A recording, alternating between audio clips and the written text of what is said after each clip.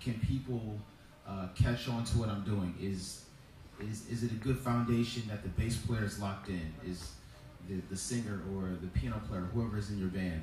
I think that is the most important thing. And it doesn't matter what kind of genre or style of music that you're playing. You want to make sure that whatever you're playing, that there is a solid foundation to the rhythm or the groove that you're doing.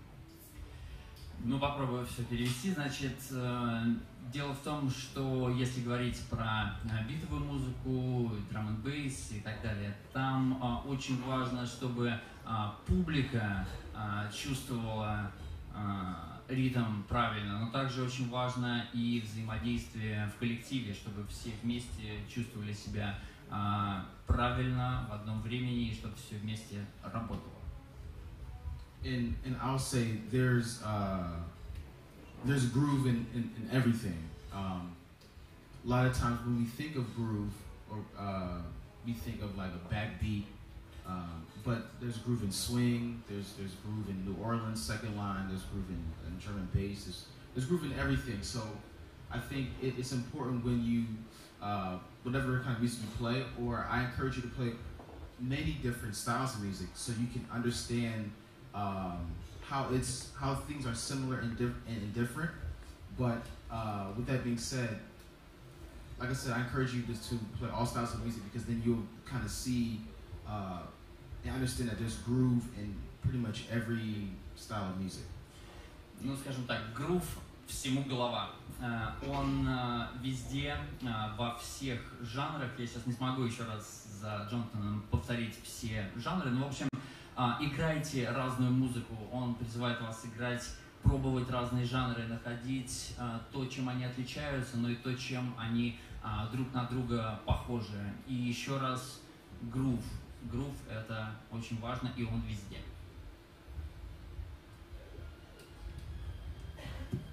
I have another question. A lot of people, a lot of students ask me like, what to practice, how to practice. Do you have any idea? Do you have any special itinerary? How you come into drum room? What you start? How you finish your how many hours you practice? Многие спрашивают меня, как заниматься, чем заниматься. И, Джонатан, расскажи, пожалуйста, как ты занимаешься, сколько времени ты занимаешься, чем ты посоветуешь, на что посоветуешь обратить внимание? Well, the older I get, it's like the less time I have to practice, and which is kind of a good thing because I'm busy and I'm traveling. So when I was a lot younger and I had absolutely nothing to do, you know, I would, you know, be practicing. But on a daily basis, I always try to practice rudiments. And rudiments I consider rudiments the alphabet, you know, and that is kind of like the makeup of every pattern or lick or chop that we do. It all stems from the rudiments. The rudiments is the foundation of what we do around the kit. Итак, сейчас я стал уже постарше, и сейчас немного меньше времени остается на занятия, но я бы сказал, что это положительная вещь, потому что я занят, я много езжу, выступаю и так далее. Но если вернуться немного назад, я, конечно же, занимался гораздо больше, очень много. И особенно хочу подчеркнуть, что и сейчас я стараюсь каждый день играть рудименты, потому что они везде, и это такая вещь, как алфавит, как что-то, что нужно знать и напоминать себе об этом постоянно. Без этого сложно. То есть рудименты, еще раз рудименты. So, I guess in the drum world, there's, I guess, 26 American standard rudiments. And just by a show of hands, I want to know how many people would say that they know mostly all the rudiments. Есть 26 стандартов американских рудиментов и просьба поднять руку тех, кто знает их все.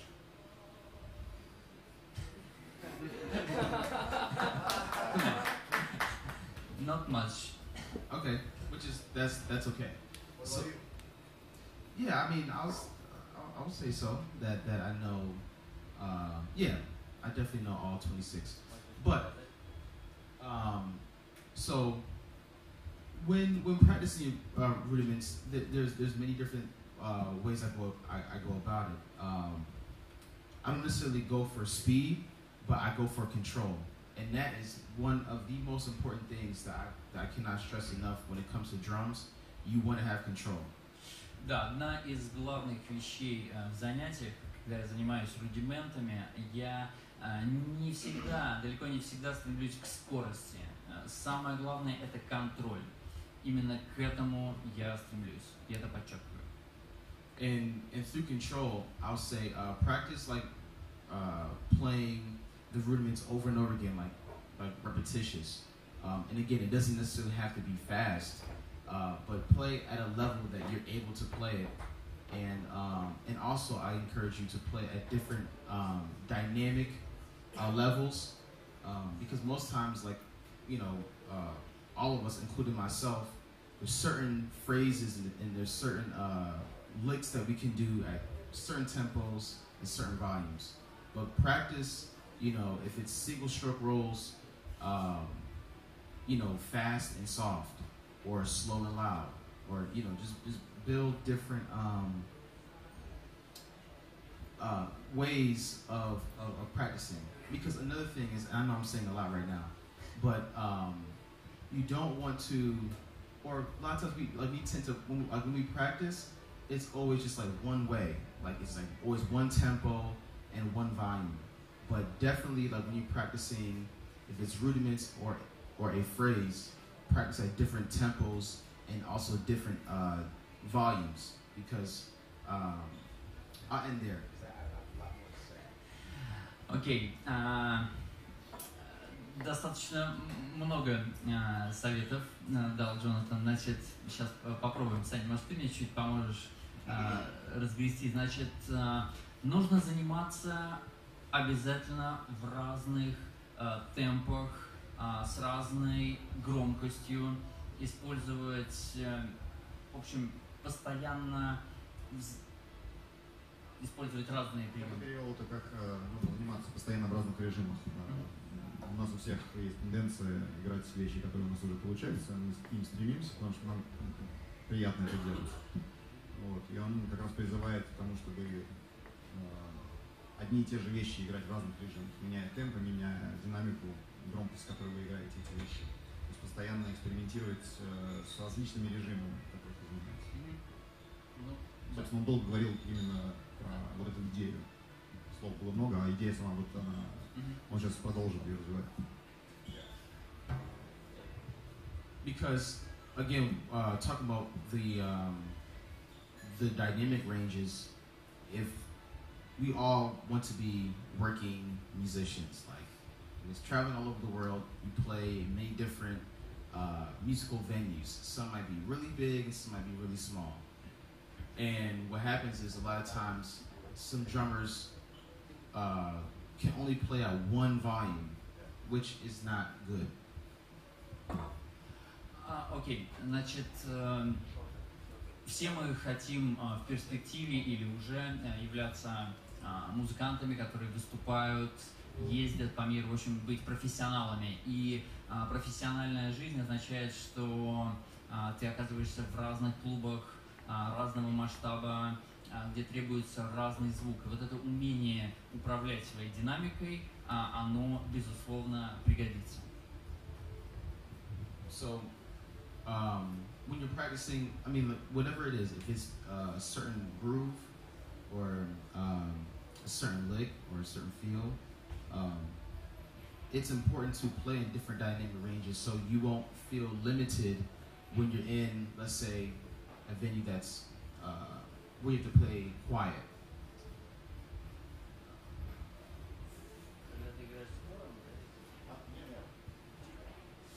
В общем, да, мысль по большому счету осталась той же, да, то есть когда ты оказываешься в ситуации, когда тебе нужно играть действительно тихо, но при этом сохранить музыкальность, ты сможешь с этой задачей справиться.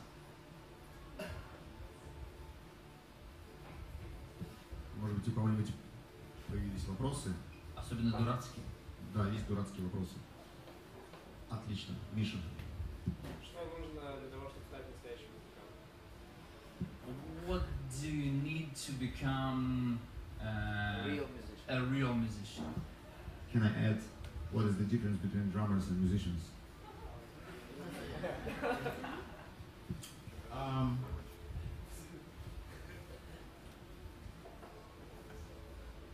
I guess drummers think about drummers or care about drummers, and musicians care about the music. Да, есть такое, что барабанщики заботятся о барабанах, а музыканты думают и заботятся о музыке. And I guess maybe I'll try to answer that a little bit better, but I'll say drummer mindset is focused on themselves or the drums, and musician's mindset is focused on the music. В принципе, то же самое. То есть барабанщик сконцентрирован на So барабанах. if you are a drummer and you care about music, you're not a drummer. I was just joking. Yeah. But no, I mean, I was saying, well, I mean, drummers are musicians, you know, but I guess to kind of tie what you were saying as far as like what makes a real musician or an authentic musician, you know, someone that their mindset is about the entire band and not just focusing on what I'm doing.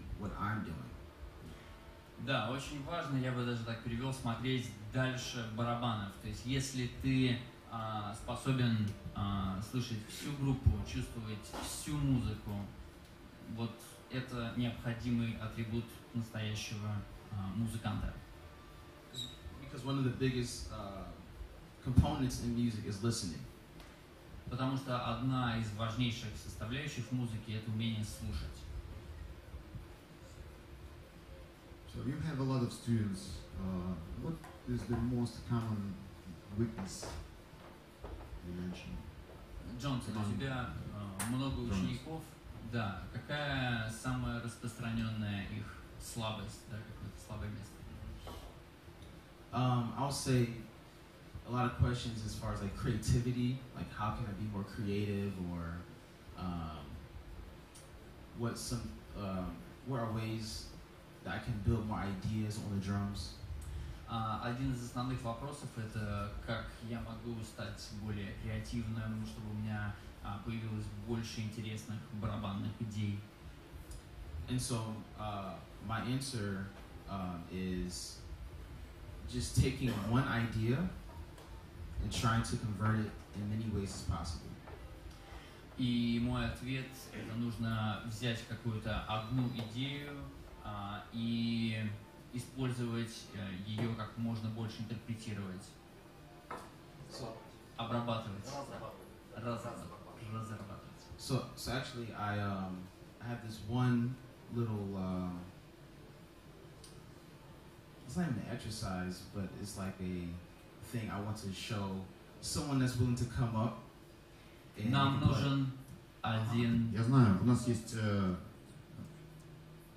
birthday guy in a room. Да, мы приглашаем Мишу на сцену. Best gift for the birthday. Сейчас попробуем какое-то интересное упражнение. Сейчас все узнаем, что это будет такое. So I'll say, generally speaking, there's like 3 strokes that we as drummers can do. And it's the single stroke, a buzz, and a diddle. здесь не нужно переводить. Right. So, obviously, you know, people might say if it's a triple stroke or things like that, that's kind of what all the combinations that any drummer does. It's combinations of different singles or buzz or a diddle, in a sense. So, if we're just talking about when we strike a drum, there's pretty much three things that we can do, which is, again, a single, a diddle, or a buzz, within that variation, okay? So, what I want you to do, do you know how to play paradiddle? Oh, sure. So, let's play a paradiddle for 4 bars, right? And to, I guess, show you what a paradiddle is, I would say it's right, left, right, right, left, right, left, left.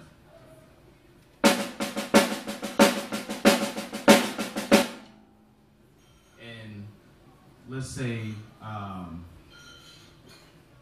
the downbeat is, going to be the 1. That's the accent. So you're going to take the accent and you're going to play singles for 4 bars, then take the accent and play buzz for 4 bars, and then diddle for 4 bars. So I'll do it really quick.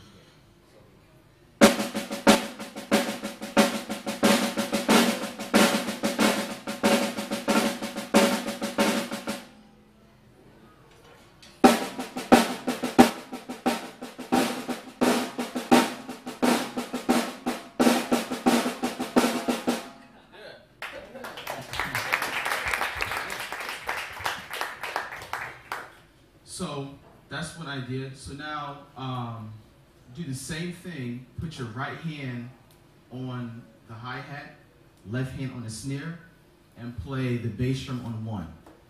Let's see how that sounds.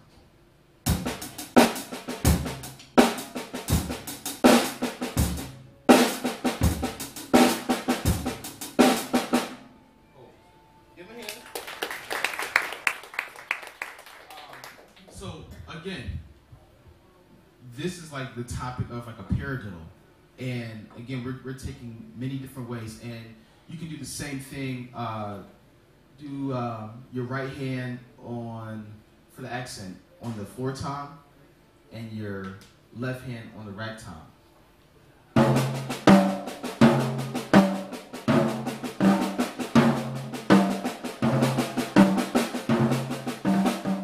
Yeah, but that's all good, right? So again, so you by practicing that, you might say, okay, the singles I'm good at, the buzz is cool, but the diddles is not. So then that's when you practice the diddles until you get it,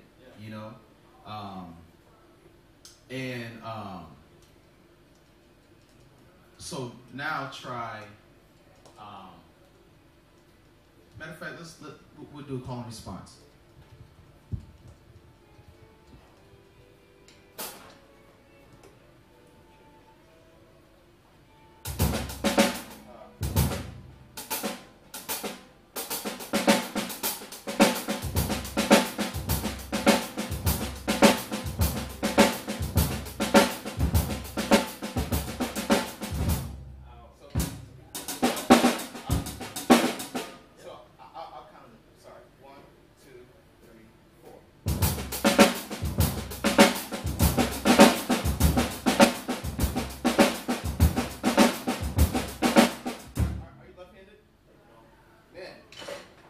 I just want to give him a hand because I'm left-handed and he's not, so he's actually copying what I'm doing. So that is.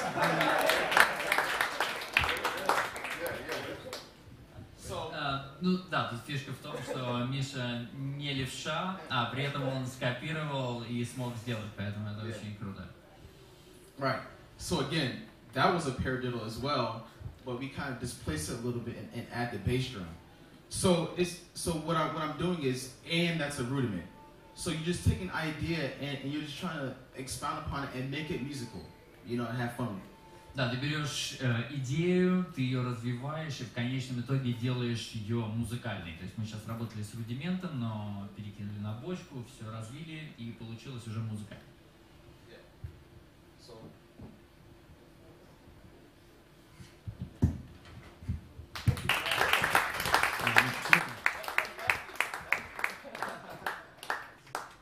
Ну что, вопросы появились? Давайте, ребята, вопросы. You mentioned that I writing music for somebody, okay? You're writing music for someone. Yeah, and usually I use samples or something like that shit. And unfortunately, I want to record the drama. How can I to cooperate with the drummer that for understanding how I can do this? That's the question. Ребята, будет просьба лучше задавать на русском вопрос. Я переведу, просто и все поймут вопрос. Ну, так будет чуть проще, наверное. Okay. So,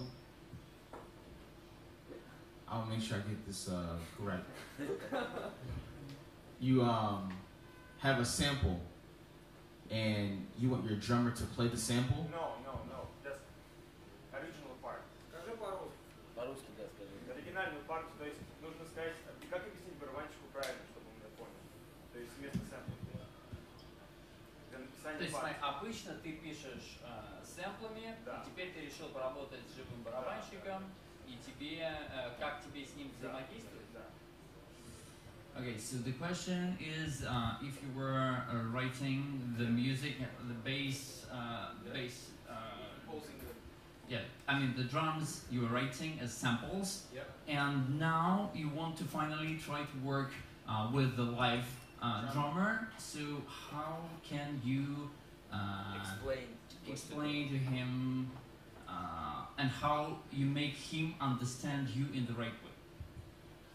Okay. Well, I would imagine that sample has drums on it, right? Or okay, let's say this: if the sample does have drums on it, I think that'll be easier, so the drummer can maybe hear what that sample is doing. But if not, then I would say try to reference another song. Or or if it's like a certain kind of groove, like if it's, I don't know, if it's like a New Orleans second line, or if it's like a cha-cha, or if it's like a German bass, or if it's, you know, a 3/4 waltz, or if it, you know what I mean? Like, if I'm saying, okay, I have this song called, you know, Jonathan, Barber in Russia, you know, and it's like a James Brown thing, or better yet, if it's like a Purdy shuffle. There's a context to that. So I would, I guess, encourage you. That's why it's important to listen to as much music as possible, so you can kind of give the drummer a reference. If you're writing music and it doesn't have, you know, a drum part yet. Does that make any sense? Yeah. No? В общем, да, ответ заключается в том, что для того, чтобы как раз очень важно слушать много разной музыки, чтобы в случае, если в твоей композиции отсутствуют барабаны, и чтобы барабанщик тебя понял, чтобы ты мог дать ему правильный референс, сказать, что вот в этой композиции, которую я задумал, барабаны должны быть как у Джеймса Брауна, но вот чуть-чуть с легкой щепоткой еще чего-нибудь, и вот если ты правильные референсы сможешь ему накидать, то тогда он сможет тебя правильно понять. And there's nothing, and I'm sure Sasha has experienced this. You know, like we're in rehearsal, and a lot of times people hand out music, except the drummer. Like we don't know how to read music, but most of us do. But they would say something like, it's like an Elvin feel, meaning Elvin Jones, or it's like Art Blakey shuffle or something. They give these contexts, and that you can be like, okay, I didn't hear this song before, but based off of the recommendation of, you know, these people, these drummers, then I'll play within this context. Да, даже в той ситуации, когда ты в группе, и тебе должны объяснить, что тебе играть, и нет каких-то конкретных нот. Для этого очень помогает, если тебе скажут, ну вот это нужно сыграть в стиле Блэки или еще какого-то известного барабанщика, и если тебе правильно эту информацию выдать, ты, даже не слышав песню, уже будешь примерно понимать, как она должна звучать, если тебе дали правильный референс. Еще вопросы? Бывали ли вы в ситуации, когда басист имел плохое время? Have you ever experienced the situation when you played with a bassist with terrible time? Yes, I Как он справлялся? And how you solved this problem, or yes, How did you fix it? how did you fix it? How did you play with that? Yeah. Well, It's better to live with this, or no, it's okay. Yeah, it's definitely, you know, not a good feeling. You know what I mean?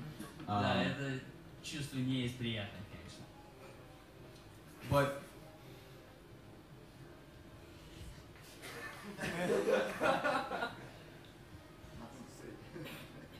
I would say, I'm gonna answer the question like I'm not gonna tell you what I've done, but I'll say like what you should do. Я скажу, как я сделал, но в том числе скажу, как стоит делать. Yeah. So I would hope that the bass, especially the rhythm section, that there's some kind of level of communication between another, like even like eyesight. Да, вообще именно в ритм-секции должен быть очень серьезный уровень взаимодействия, вот даже на уровне взгляда вы должны друг друга понимать. Because you can even look at, you know, your band members and get a sense of, okay, this is right or this is not right. Да, ты можешь просто посмотреть на свою группу, уже понять, что все хорошо или что-то идет не так. So, to really answer your question, is try to lock in on something, or try to like hold it down, as they say, and hopefully the bass player will kind of adjust. And it's give and take. If the bass player, let's say the bass player is Russian, you know, or playing ahead of the beat. You mean Russian? If the bass player is Russian, да, если басист русский. Sorry, Yeah, stupid joke. Sorry. I didn't realize that. Yeah, but you know, I mean, it's. I would hate to say to go with the bass player. It has to be in the right kind of musical context to go with the bass player, because you know, because then my thing is the bass player, you know, listening to what you're doing, or the bass player doesn't have a good time at all, and it's just a complete, you know, disaster. But I would say just like hold on and try to like keep everything locked in. Ну, в общем, насколько, так если попробовать все это резюмировать, надо попытаться все-таки как-то найти точки соприкосновения, потому что, ну, надо разобраться, либо беда капитальная, то есть у человека нет вообще чувства времени, тогда, ну, с этим сложно что-то поделать, можно, конечно, попытаться подсказать ему пару упражнений хороших, но если все-таки человек просто тебя не слушает, ну, по каким-то причинам, то стоит все-таки попытаться как-то найти пути взаимодействия, и все-таки может что-то из этого получиться. Also, the drums is the loudest instrument. Like, we know that the drums can wipe anyone on the bandstand. Ну и нельзя забывать, что барабан это самый громкий инструмент, поэтому, если что, мы можем заглушить любого. So, I mean, I guess I'll tell you some things that I've done is, you know, to kind of hopefully lock in between the bass player is to play quarter notes really loud, or you can play quarter notes really soft, because that will get someone's attention. You know, it's like... Саня, это лучше ты. Но получается, что надо четверти играть либо... Окей, либо действительно громко, либо очень мягко, и тогда это помогает все равно в целом сохранить нормальное, правильное ощущение. Because dynamics will definitely get someone's attention. It's like if we're talking to someone, and I'm like, you know, speaking at this volume, I'm like, hey Sasha! And it's like, oh. Or if I'm talking, I'm like, hey Sasha. It's going to engage the person. So I will hope, you know, using those devices, hopefully the bass player will kind of, you know, pay attention and snap out of his bad feel. В общем, да, надо помочь бас-гитаристу выйти из транса и как-то вот поиграть с динамикой, где-то чуть-чуть прикрикнуть на него, где-то наоборот перейти на шепот, но в общем как-то попытаться вывести его из прострации, чтобы он наконец начал слушать барабаны и играть в них. I think it's good time to have short jam with another drummer, Sasha Kulkov, waiting to play. Yeah, Да, время джема. Саша Kulkov на сцену.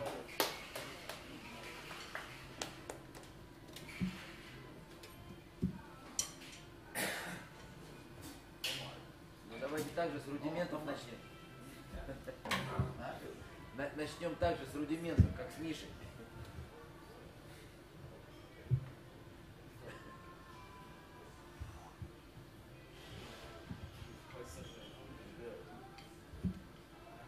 Вот тюнинг у нас.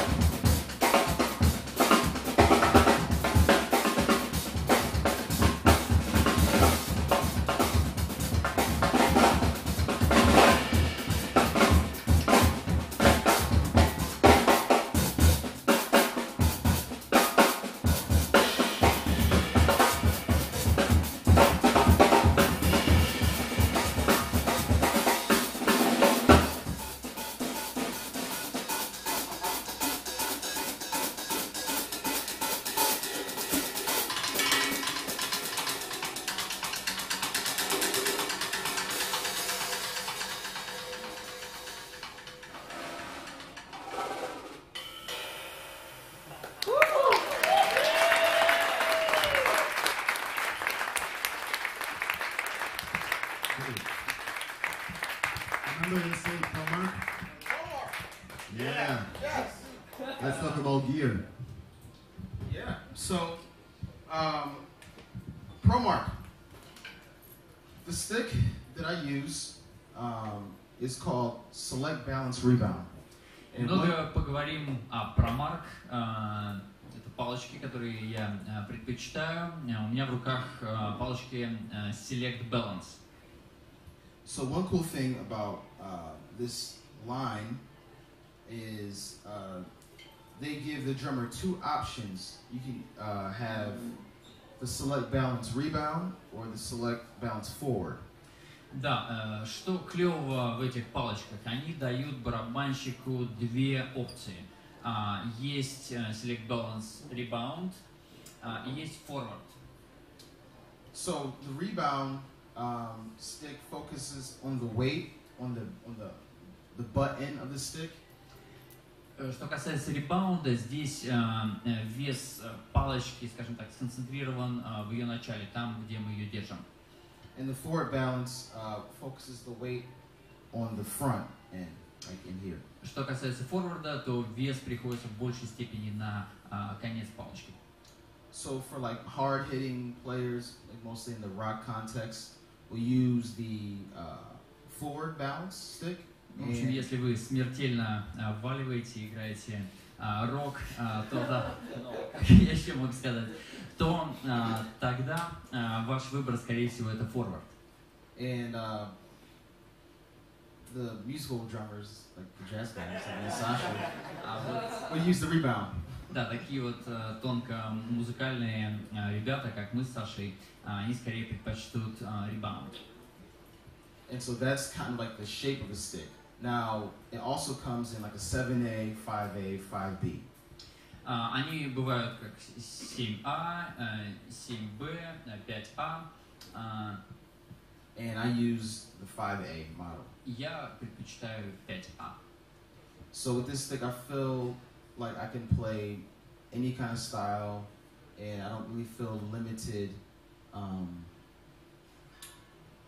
to play the drums. В общем, с этими палочками для меня открыты все жанры, я не чувствую никаких ограничений, это действительно то, что мне подходит.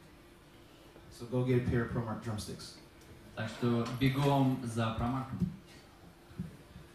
Да, ребят, сегодняшний урок, мастер-класс, он проходит при поддержке компании Dario. Dario — это ProMark, это Evans и это подструнники Pure Sound. И мы принесли для вас пластик Evans, это UV1, это самый новый пластик от компании Evans, который будет сегодня подарен за лучший вопрос.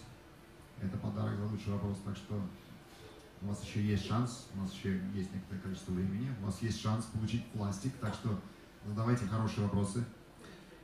Какой вопрос был лучшим, решит наш гость. И я хотел бы немножко рассказать просто про этот пластик. Это новая технология с пластиками UV1. У вас никогда не будет проблем при игре с щетками. Если вы играете джазовую музыку, вы очень хорошо знаете, что если вы ставите пластики других брендов, то в самом начале у вас возникают проблемы с тем, что они звучат при игре с щетками слишком ярко, они слишком шершавые, и вам нужно некоторое время на то, чтобы они стали гораздо более ровно звучать. Здесь придумана такая история, что с самого начала, когда вы достаете этот пластик из коробки, он сразу же начинает звучать. То есть он звучит абсолютно ровно, вы можете прийти на студию, поставить новый пластик и сразу же писаться. Вам не нужно его тереть, как вот газеты, я не знаю, как иногда делают. И также, чем отличается Evans от других брендов, они придумали технологию, когда пластику сдается заранее форма, когда он кладется на барабан и придавливается ободом, он сразу находится в контакте со всем барабаном. То есть вам не нужно его, что называется, сажать. Многие другие бренды имеют не совсем сформированный профиль, и нужно какое-то время, чтобы пластик начал плотно прилегать по всей окружности. И это позволяет как раз звучать тоже сразу. То есть вы можете прийти на студию, поставить новые пласты, и они сразу звучать начинают.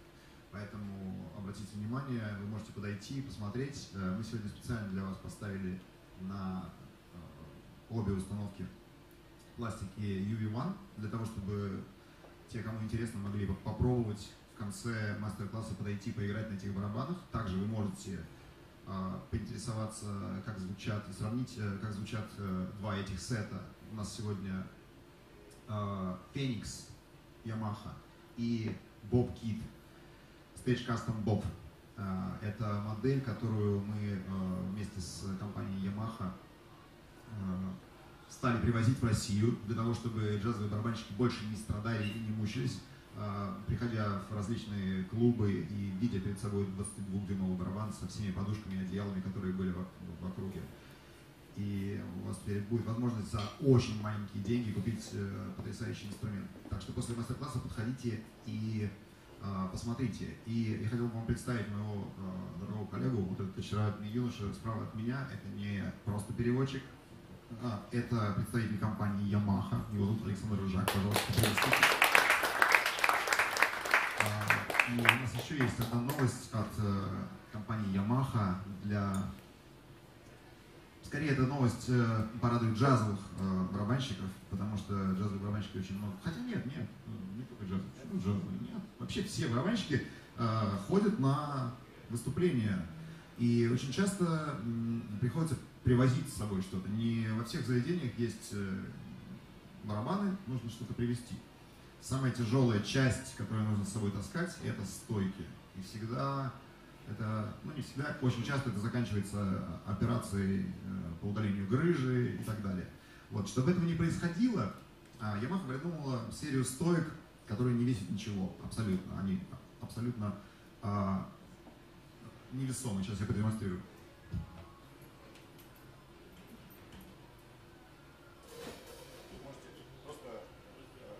Она вообще ничего не мизинца, просто абсолютно невесомая.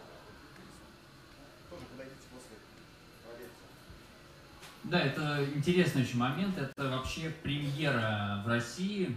Дело в том, что мы только в сентябре первый раз покажем их на выставке в Сокольниках на Music Master. Тоже приходите, там будет интересно. Приедут наши всякие международные гуру и будут рассказывать обо всяком, гуры там. Вот. Международные гуры. Да, мне понравилось, да, класс. Интересно, сам не ожидал. Мою коллекцию. Вот. Короче говоря, что это такое? Это супер легкий хардвер, который не просто легок и не так уж дорог, но еще к нему есть интересная штука в комплекте. Сколько он весит, по-моему, 7 с чем-то, да? 7? Чуть меньше 8 килограмм весит это все вместе. В комплекте две стойки для тарелок, стойка для малого барабана и хай-хет. Обязательно сегодня подойдите, вот именно на Bob Kitty стоит первый и пока что единственный такой сет, привезенный в Россию, так что вы будете абсолютно первыми, кто на это посмотрит. И вот все это упаковывается в такую штуку, которая тоже идет в комплекте, и вы прямо с ней, вот я сегодня очень комфортно сюда с ней путешествовал, даже не напрягся ни капельки. Вот, так что пользуйтесь моментом, пробуйте, и очень интересно будет узнать ваше мнение, какие у вас ощущения. А педалька влезает? Да, кейс специально был сделан таким образом, чтобы в него влезала не только педалька, но если что, еще и какой-нибудь компактный стульчик туда можно запихать. И при этом каждая стойка имеет отдельный такой, как защитный рукав, то есть вы это все не поцарапаете, то есть все это аккуратно упаковывается туда, есть всякие тесемочки, которыми можно это все соединить. Короче говоря, все действительно продумано, удобно, то есть первые впечатления и у меня, и у Саши очень клевые.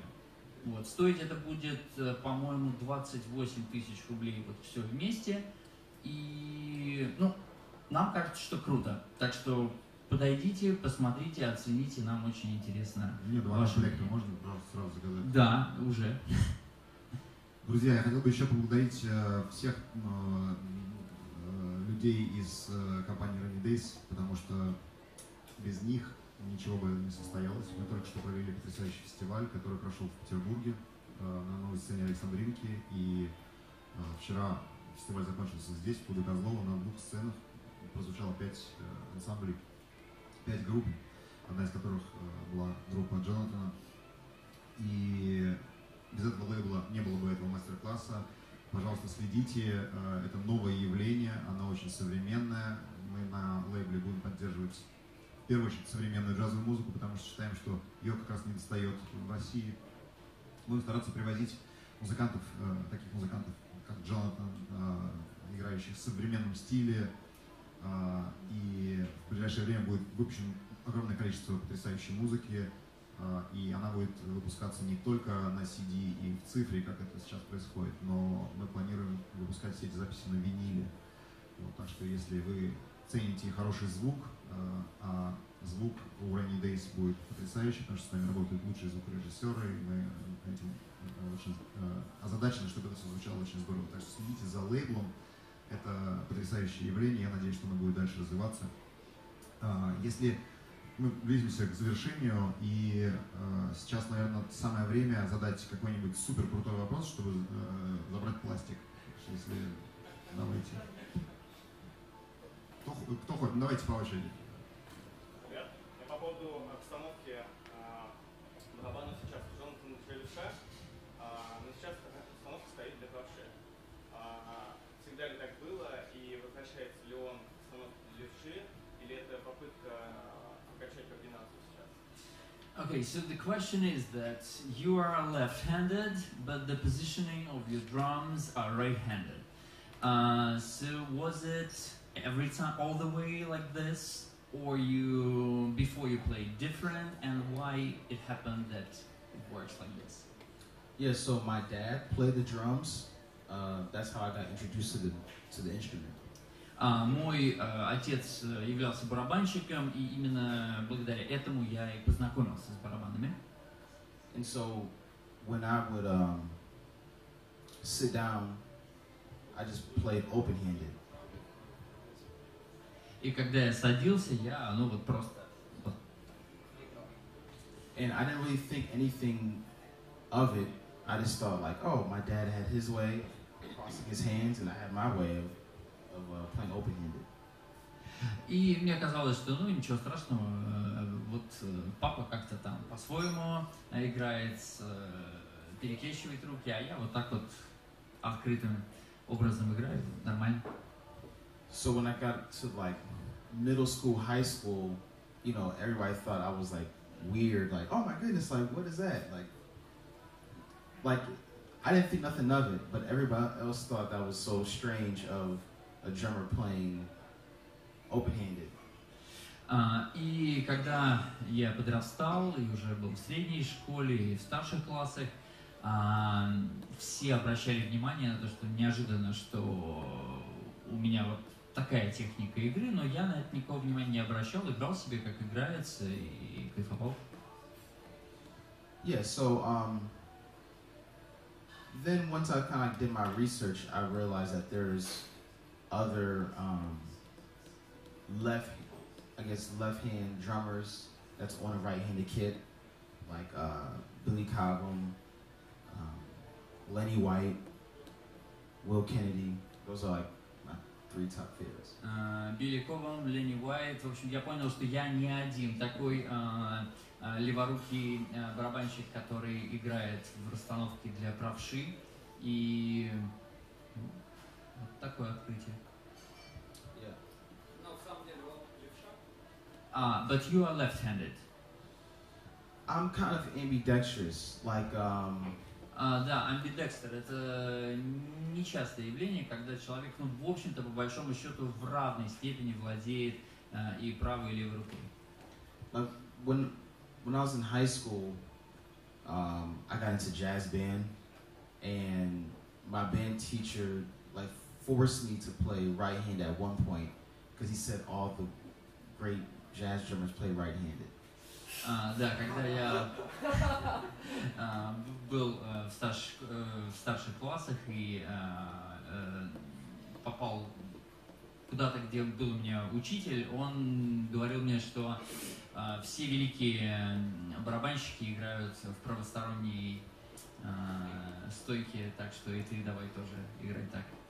And so then I took a summer camp with a great saxophonist named Renee McLean, and he saw me in rehearsal switching hands, like, you know, swinging with this hand and swinging with that hand and swinging that hand.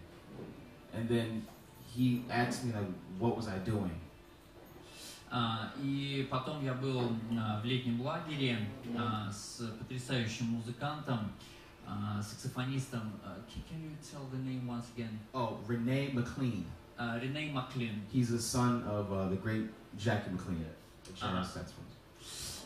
И он обратил внимание, что я играю то левой рукой, то правой, и обратил внимание на это. So then I was like, well, I'm just trying to figure out which hand feels good. А я ему сказал, что я просто пытаюсь понять, какая рука удобнее. Как бы это удобно и так. And so then he told me, do whatever feels natural to you. И он сказал, играй так, как ты чувствуешь самым естественным и комфортным для тебя. So then I just stuck with the left hand. И как-то я определился в сторону левой руки. I'm glad you keep feet right-footed. I know it helps. Like, can imagine coming to the smalls and just destroy all the keep. Yeah, that'll be a lot of work.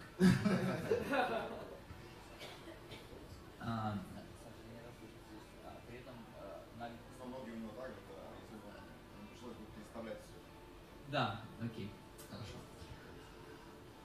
Следующий вопрос. Давайте.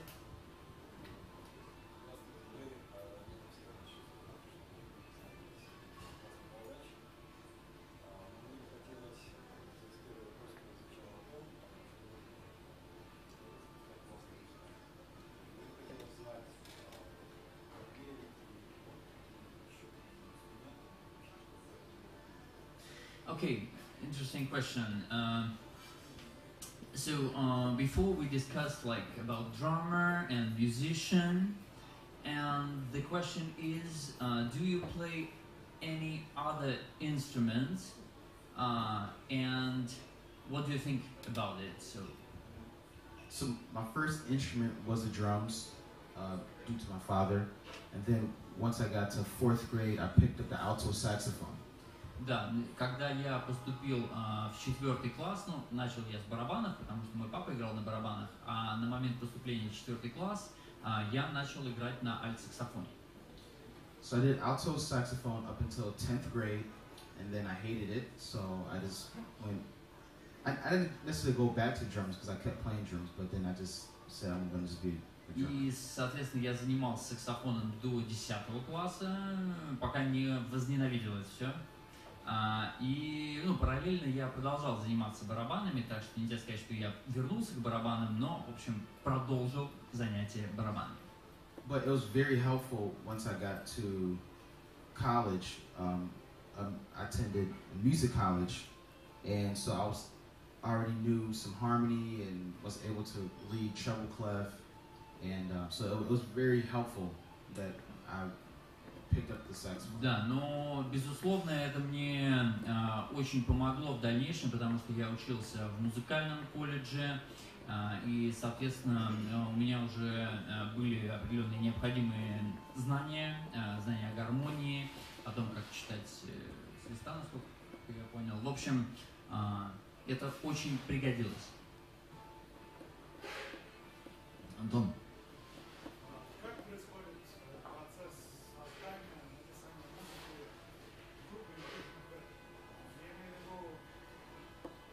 Сам пишет материал полностью от и до, или это совместные эксперименты, его идеи дополняют?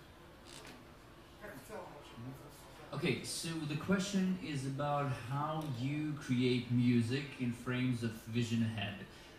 So is it you writing everything from scratch, or so how it happens? Wow, great question. I'll say, well, no, I know. I do most of the writing with vision ahead. Ну, так, во-первых, в основном пишу музыку я. So, in the instance of my record, there's 12 tracks, and I wrote 8 of the songs. У нас на нашей существующей записи есть 12 треков, из которых я написал 8. And I started out composing those songs on the piano. И сочинял я эти композиции, точнее, начинал сочинять на пианино.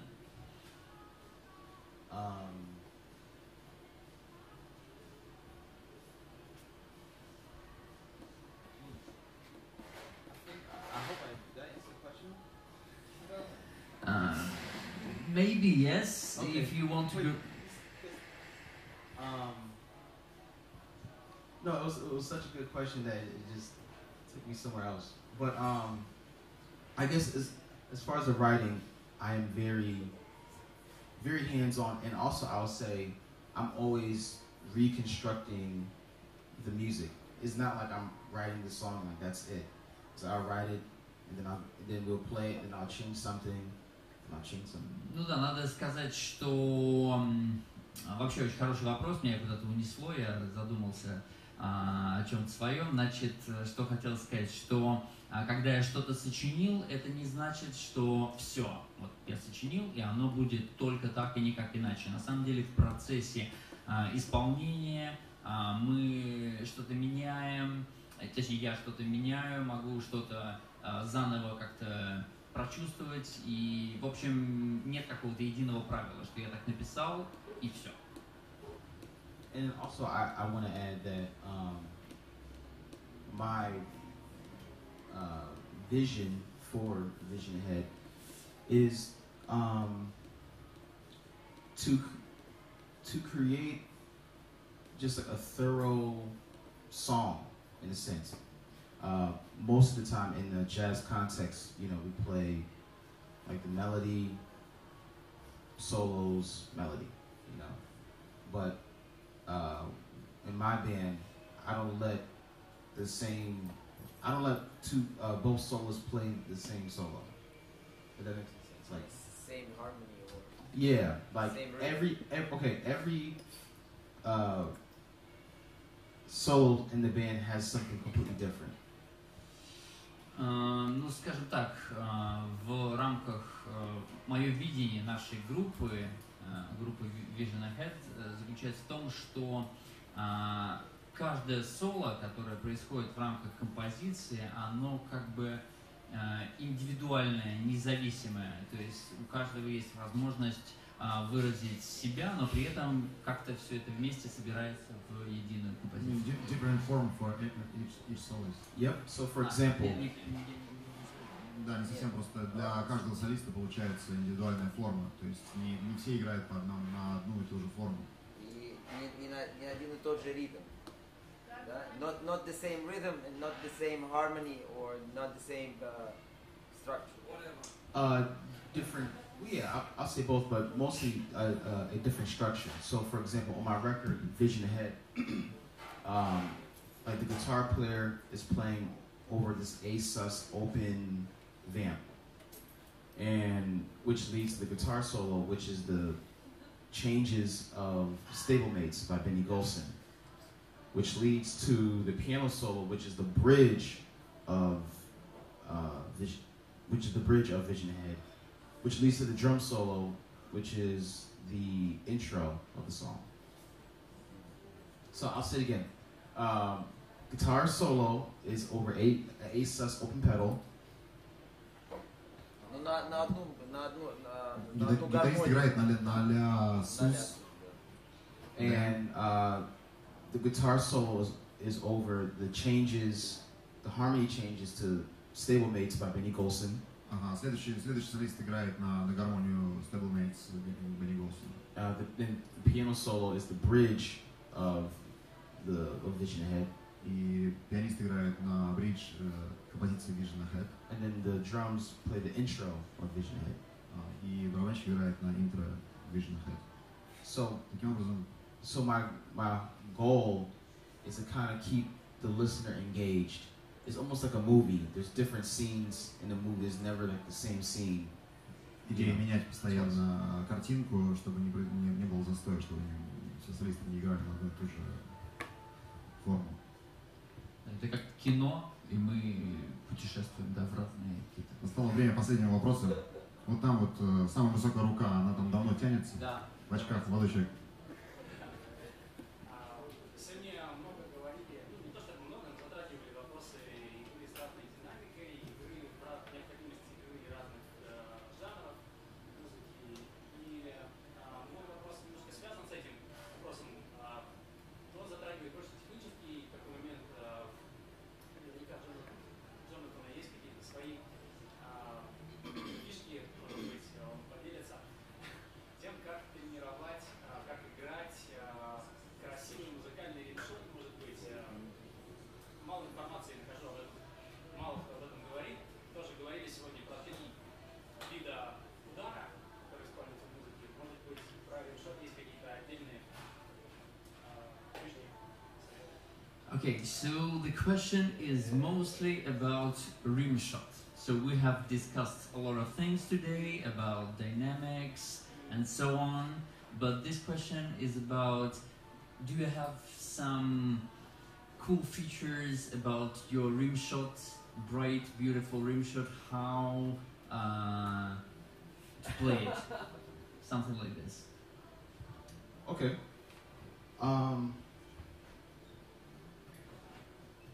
Generally speaking, to get a good rim shot, you mostly play the back end of the stick.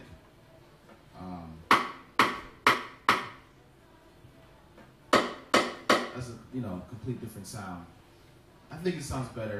I think that's the back end of the stick sounds better.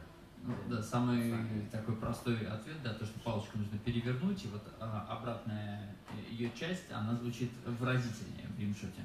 Now, what I do a lot is this.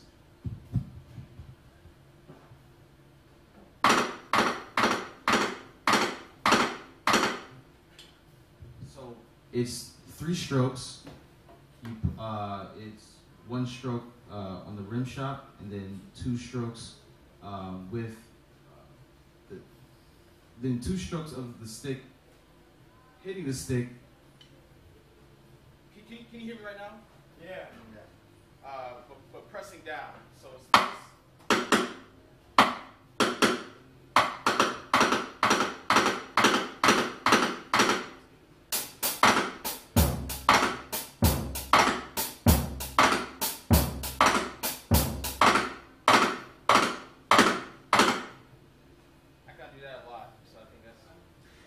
Вот такое упражнение я использую, и мне это очень помогает. Да. Это на самом деле крутое упражнение.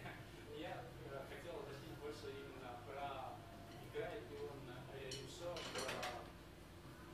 не стикшот, нет, да, не римклик, а римшот. И может быть есть какие-то фишки, как не убивать свои запястья, при этом получается уверенно, красиво на любой динамике, тихо, громко, чтобы это было музыкально.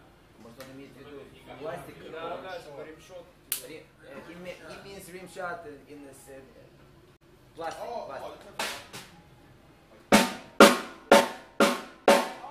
Okay. So the thing, yes. So it was about this rim shot. Yeah. Okay. Yes. Yeah. And so, do you have special features for this, like not to break your hands, and so how to play it healthy and wealthy?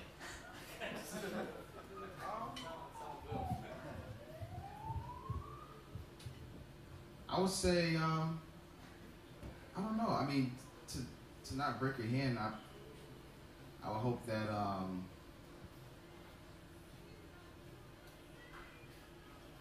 precision. I mean, if you're going after a good rim shot sound, just take time.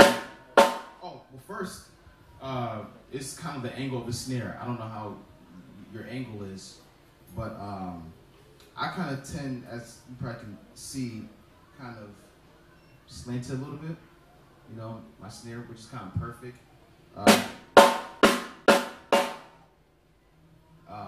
Очень важен угол наклона малого барабана. So yeah, so the angle of the snare I think is a factor in that, and then practice like your precision. So when you're hitting the snare, you're getting that consistent sound. Да, и дальше нужно очень тщательно работать над стабильностью, то есть найти правильный угол и добиваться того, чтобы всегда получался тот самый звук. Yeah, because I mean consistency is important. Like, you know, when you're striking that drum, you want that snare sound to sound the same, especially like in the studio. You don't want, you know, you don't want to hit the center and the edge, or one be louder. You kind of want that same consistent sound. Да, эта стабильность очень важна, особенно когда вы потом оказываетесь на студии, и вам нужно, чтобы все звучало точно, однообразно. Вот очень важно добиваться этой стабильности. Окей, мы практически... Also, I understand that there's other people that may have questions. Please feel free to hit me up on Instagram or Facebook, and you know. Да, ребят, понимаю, что здесь осталось много людей, у которых еще полно вопросов, поэтому Instagram, Facebook, я для вас доступен. Находите, подписывайтесь, общайтесь. Перед тем, как мы разыграем пластик, я хотел бы еще раз поблагодарить лейбл Rainy Days, Евгения Петрушанского и весь лейбл за то, что они делают потрясающее дело, привозят таких музыкантов. Мы благодарим клуб Козлов клуб, и мы благодарим Арайка, а также компанию Дадарио, Юлию Рынкову, Александра Жак. И спасибо, что вы были здесь. And now, time to give this one for the best question. What do you think? What was the best question for tonight? Oh, I guess you choose. Yeah, goodness, that is hard. That is hard. Okay. I'm going to give this to the guy that asked me the Vision Head question. My man, right? Кто спросил про Vision Head группу? Yes, you. Yeah. Come on down. Да.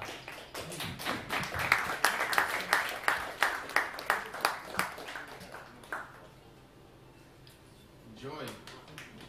Саш, а может мне спросить, как он настраивает барабаны? Есть ли у него какая-то система? We have an extra question before we will finish Master-Class with another song. We have an extra question. How you tune your drums? Is there any note or? Yeah, I don't really go for a particular note because I don't have perfect pitch, unfortunately. But for the toms, I tune the bottom head a little higher than the top head, and for the bass drum, I go for the tone on the resonant head, and kind of like the feel, how I want to kind of lay into the bass drum with the front head. You mean 18-inch bass drum? 18-inch bass drum. What about bigger one, like for the beat music? 20. So for the bigger stuff, I kind of bass drum wise, right? Low on the resonant head, and pretty low on the batter, and most of the time I will muffle the I kind of muffle the 18-inch too, but I'll put something inside if it's a 20 or mostly like a 22. Mm-hmm. Yeah. But yeah, I would say, I guess to also answer your question, I kind of like my drums to kind of sing and ring a little bit. I'm not really into the short sustain. I kind of want to hear them, not too long, but I kind of want them to sing a little bit. And I'll say lastly,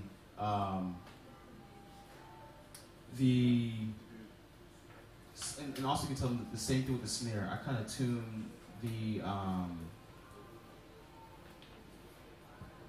depending on, sometimes I tune the bottom snare tighter than the top, and sometimes I do the exact same. Но он любит открытый звук, он не любит глушить барабаны и чаще всего настраивает, что касается томов, нижний пластик чуть-чуть выше, чем верхний. Когда он говорит про 18-дюймовую бочку, то он ориентируется на звук, на тон резонансного пластика и исходит из соображений комфорта, когда настраивает пластик у колотушки.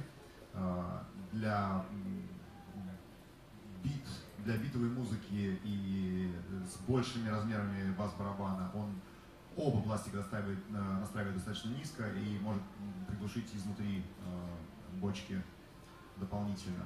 И иногда 18-дюймовую бочку джазовую он тоже приглушает, и когда настраивает малый барабан, нижний пластик чаще всего настроен выше. И в общем ему нравится открытый звук, он любит, когда барабаны поют, то, что они называют звенят. Друзья, спасибо, что вы были здесь. Мы сыграем последнюю композицию, и для этого у нас есть специальный гость, и мы очень рады, что нас посетил на мастер-классе выдающийся музыкант современный Бенито Гонсалес. Бенито!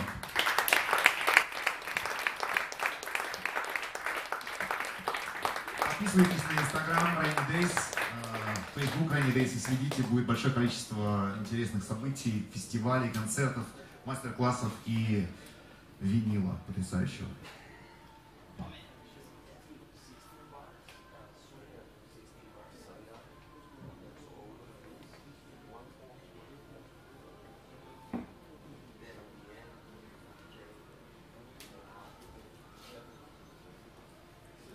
Сашка, расскажи, что будете играть. Мы сыграем песню, которую предложил Бенито на 16-тактовую форму, и мы будем играть по очереди. И в конце, возможно, это будет трейд между барабанами, и вместе в конце закончим.